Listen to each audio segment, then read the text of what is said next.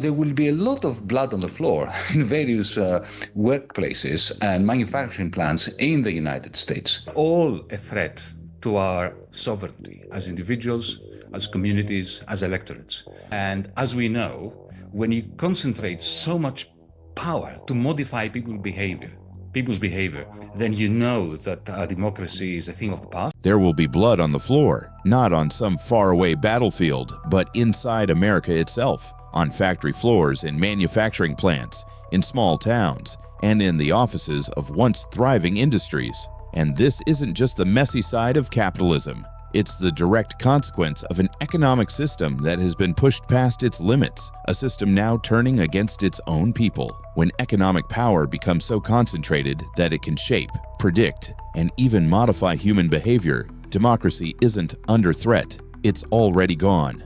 Yanis Varoufakis issues the kind of warning that can't be ignored. Let's face it, American industry, for better or for worse, depends to a very large extent for its manufacturing output on intermediary inputs from countries, particularly. America will collapse right in front of us, not in some distant future, not as a remote possibility. It's happening right now, under our feet, while most people are too distracted to see it. The dollar is weakening, the cracks in the structure are widening, and the engine that once powered the U.S. economy, the so-called global minotaur, is long gone. For decades, that minotaur consumed the world's exports, paid for with a flood of U.S. dollars, and in return, foreign capital poured back into America. It was a cycle of dominance. But that cycle has ended. Since the 1970s, the United States abandoned its days of trade surplus and embraced permanent deficit. It became the consumer of last resort for the entire planet. That worked, until it didn't. From the European banking crisis to the Eurozone collapse, every major shock traced back to the same place, Wall Street, and 2008 was the breaking point. It wasn't just another recession, it was the funeral for the old order. What's been keeping the corpse animated since then?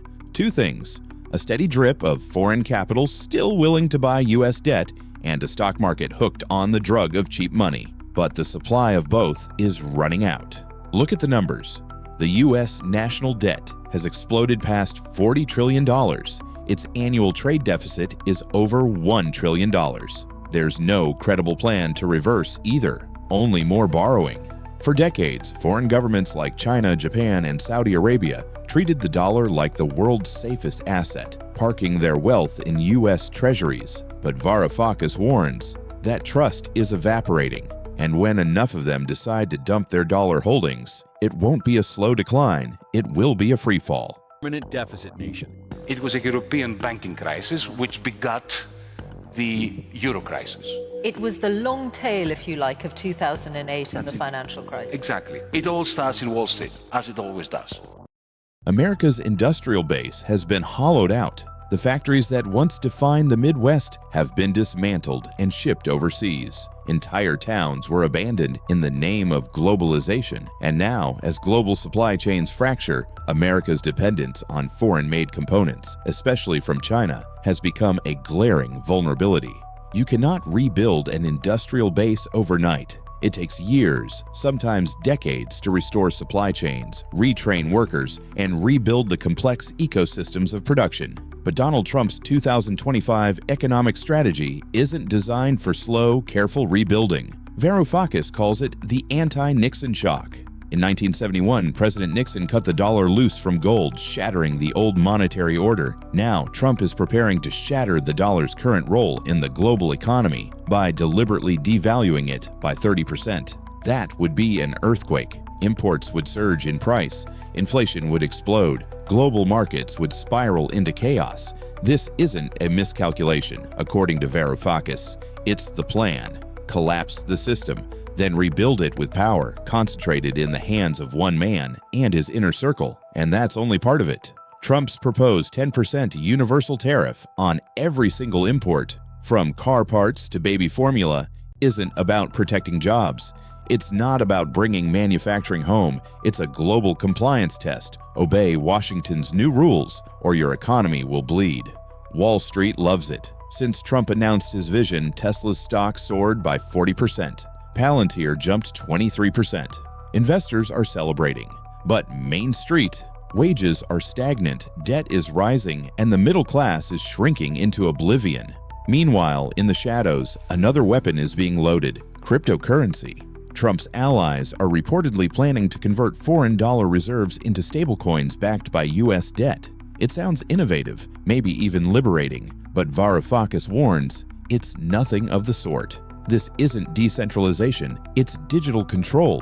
What does this do? What does Amazon, or the Google, or the Meta algorithm do? It doesn't produce anything. What you buy on Amazon has been produced elsewhere. It hasn't been produced by Amazon.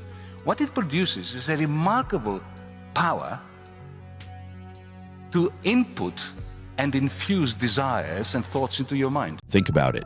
Instead of kings and castles, we now have servers and surveillance. Instead of gold, the new currency is your personal data. Every click, every search, every online purchase, collected, stored, analyzed, and sold. And you're not the customer, you're the product. This is what Varoufakis calls cloud feudalism. It's a new empire ruled not by nations, but by tech giants. And it's tearing America's elite into two warring camps. On one side, Wall Street, the old money, the banks, the Fed. On the other, Silicon Valley, the cloud capitalists, the platforms that turn algorithms into weapons of influence. Wall Street hates this shift because cloud capital doesn't need banks. It doesn't need loans. It bypasses the middleman entirely, and that's why the fight is getting ugly. In China, apps like WeChat allow instant free transfers of money, no banks involved. In the US, every time you tap Apple Pay, a banker somewhere takes a cut. Who's really free?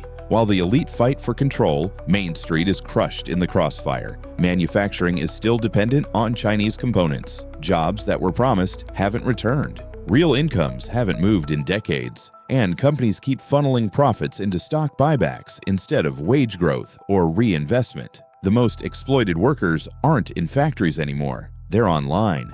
Every scroll, every like, every comment, it's unpaid labor feeding the algorithms that keep the new lords of the digital realm in power. This collapse is economic, yes, but it's also political, social, and personal.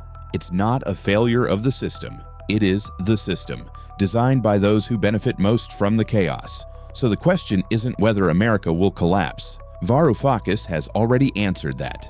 The real question is, when the wreckage is finally here, who will survive and who will cash in on the fall?